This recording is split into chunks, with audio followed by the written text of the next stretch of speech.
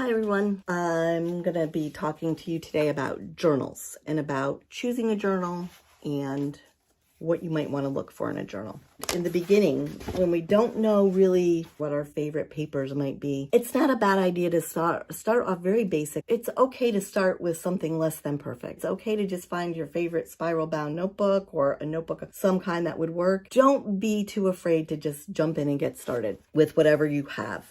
Anything will work. So in the early days, I made my own journals out of just random papers that I had around. So I had, these are quite flimsy as you can tell. This is a very early journal that I made, and it's mostly magazine cutouts, and I put it together with some envelopes in it, some decorative papers in it. I quickly learned what I liked and I didn't like, so I collaged some things on front. It was perfectly fine. I did things like, added pockets. This is a card someone gave me. And I simply took paper, folded it in half.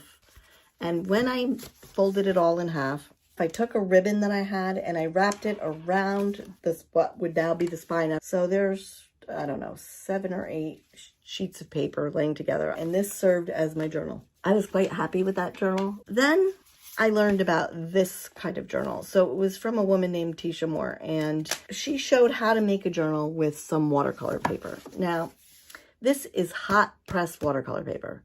This is a very smooth paper. This is probably 9 by 12 is my guess size. It doesn't matter. You can use what you find. I took this paper. It's quite heavy. It's a very smooth texture. This is important in journaling because you're going to glue things on. You can see I glued something on here and tried to rip it off, and it really adhered here. And all I did was take this paper, take several sheets, and fold it in half and make my next journal. And this became my journal. Just simply fold it in half, and that's it. I love this. I love this paper. I love working in this. So this is a journal we actually made during the pandemic, believe it or not. So I took, this is watercolor paper again that I folded in half. And what I did here was I punched 2 holes at the top and the bottom, and I ran some sari ribbon through to make it a journal. And it held together like that. So that's another great way. This was a simple journal that we made to show technique. It was just a journal that I did to show people techniques to use in your journal. That's all this was. Now, if you're not into making your own journals, that's great. This next journal is a moleskin. It's a watercolor journal, and it's cold pressed. I stress that. This is a cold pressed journal. It opens either this way or this way, not this way. And this is like a 5 by 8 size. I pretty much like the 5 by 8, 5 1/4 by 8 1/4, whatever you find, because they're portable. They're very good. You could throw these in your bag. Usually, you can take them with you on the go. And this is why I like this sort of size. So this is a watercolor journal by Moleskin.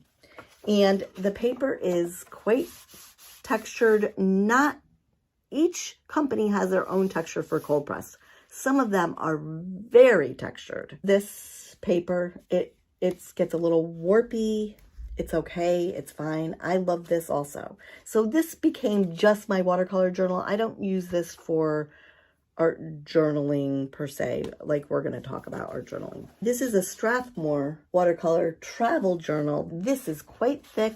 It's cold pressed, so it's got texture to it. But as you can see, I did start to use it to art journal with. Part is right here. This is a jelly plate, and it worked out quite well on this paper. I was very surprised, even though it's slightly textured. I love this journal, despite the fact that it is textured. I do take this with me and use it. It's by Strathmore, and it's called a watercolor travel journal. They make 2 sizes. They also have a larger size. But I love this size for traveling. The next journal I have here is this wire bound journal.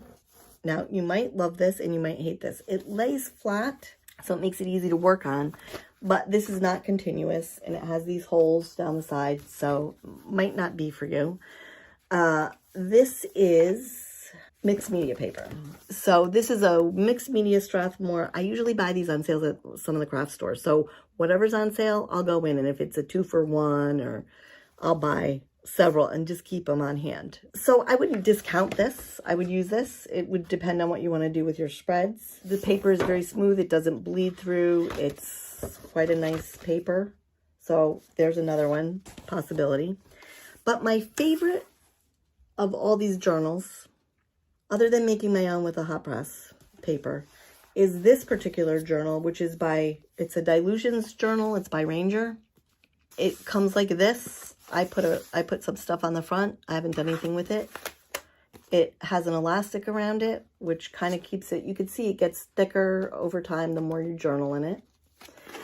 Most things are going to do that when you art journal. It's quite a nice journal. So this is what it looks like when you open it up. It has this nice pocket. I love this because I can stick receipts or things I want to use in my journal in here and take it on the go. It opens like this, and the thing I love about this is it pretty much lays flat. So if you have a page, it opens up and it pretty much lays flat. Sometimes I take a clip and hold this open, but look, flat. So you can journal on both sides of the page at the same time. It's quite easy. They make this one in a larger size too. I think it's 9 by 12. This is 5 by 8. Again, this is my favorite. Look at how it holds in your hand. There's plenty you can do to the outside to make it your own. I love this little elastic. I love that pocket in the front.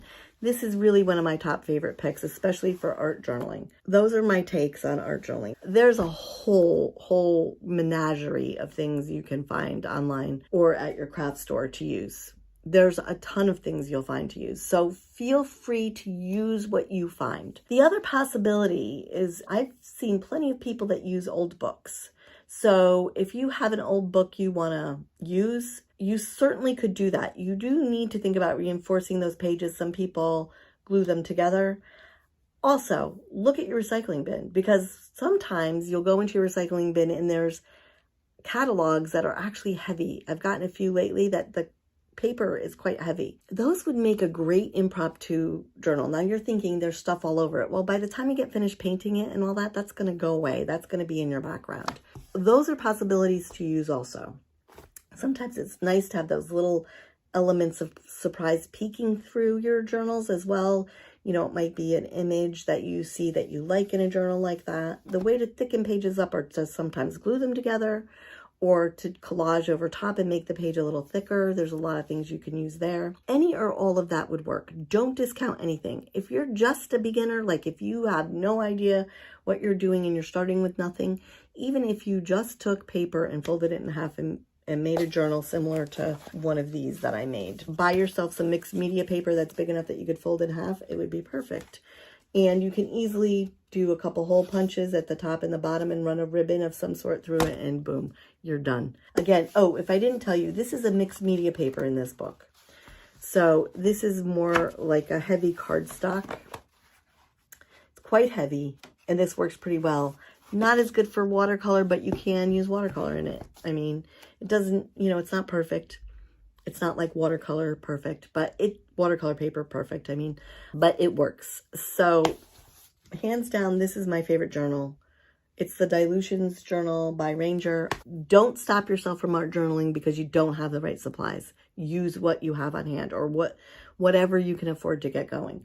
That's my take on journals. You're going to find a lot of journals online, especially if you look online. If you go to a craft store, you might not find as much of a choice. Okay, we'll see you in the next video. Have a great day.